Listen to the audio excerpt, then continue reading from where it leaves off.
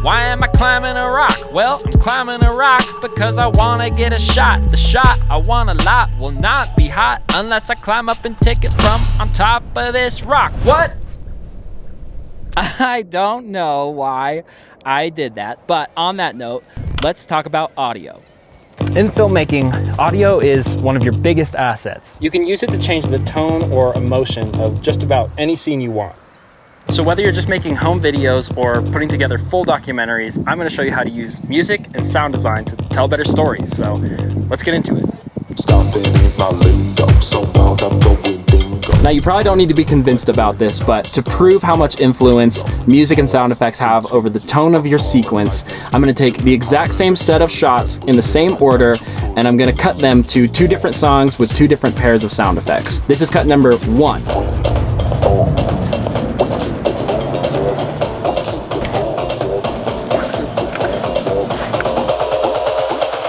We keep it moving, yeah we do.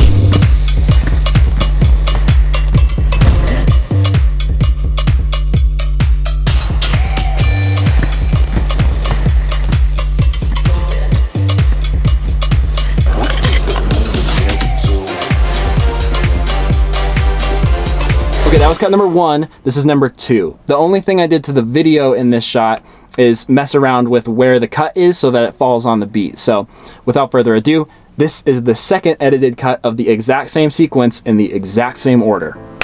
Ah!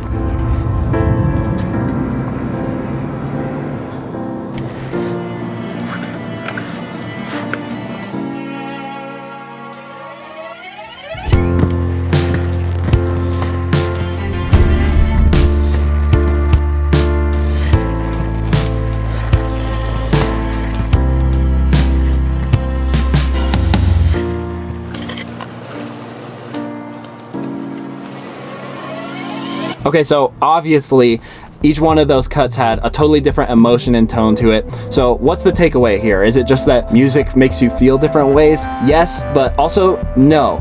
The takeaway should be that when you're going through and looking for music for your shot or for your sequence, you shouldn't just be picking music based on the fact that it's a song you like. Rather, it's a song that has the tone or, again, emotion that you're going for in that given sequence. I see so many people do this.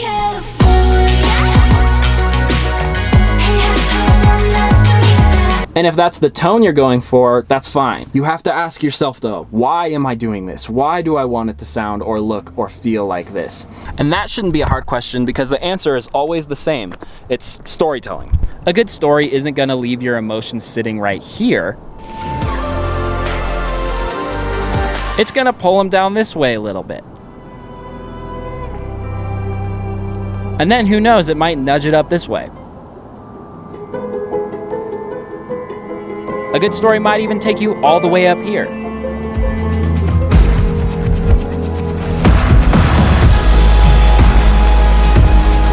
This curve is totally allowed to look different. It's just not supposed to be flat. I bet this video's got you wondering how I feel about EDM music, and someday I'll tell you.